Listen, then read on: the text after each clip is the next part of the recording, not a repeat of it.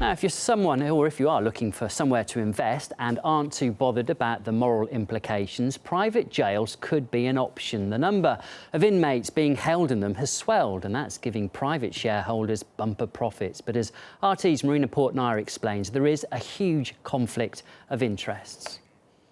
Corrections Corporation of America is the Hilton of the private prison industry, a multi-billion-dollar business that's getting rich off punishment.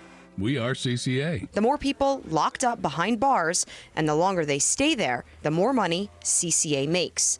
Last year, the company banked a reported $1.7 billion.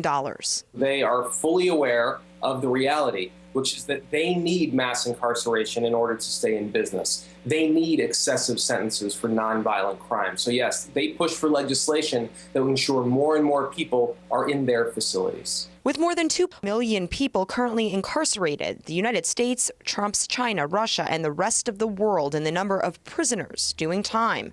About half of those in U.S. jails are in for nonviolent offenses. Since 1990, America's private prison population has increased 1,600%. The war on drugs, mandatory sentencing, and a broken immigration policy have forced more people into prison. CCA has roughly 90,000 prison beds in 20 states.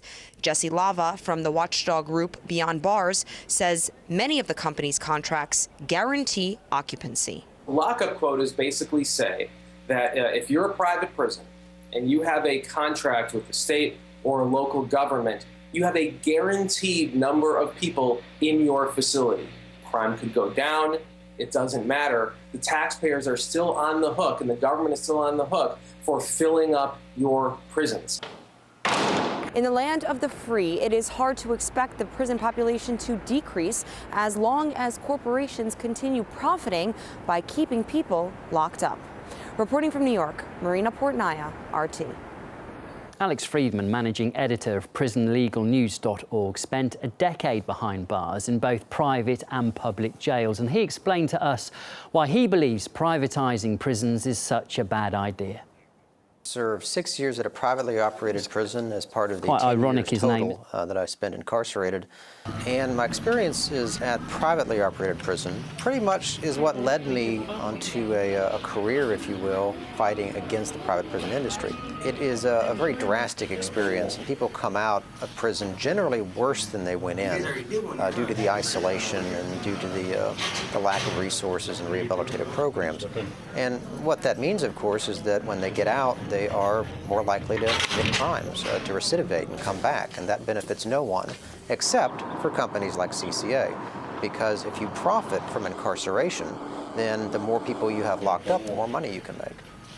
Alex is also the Associate Director of the Human Rights Defence Centre, where he's campaigning against prison corporations that he says are driven only by profit. The people really benefiting from prison privatization are not the public, it's not the prisoners, it's not the states that contract with these companies necessarily. Rather, it's the corporate executives and the shareholders who own stock. When you incarcerate people for the purpose of generating corporate profit, you have a built-in incentive to incarcerate as many people as you can for as long as possible, because that's how the market system works. The companies have faced considerable criticism for lobbying governments and immigration and detention officials and other government officials for basically more contracts and to put more people in prison.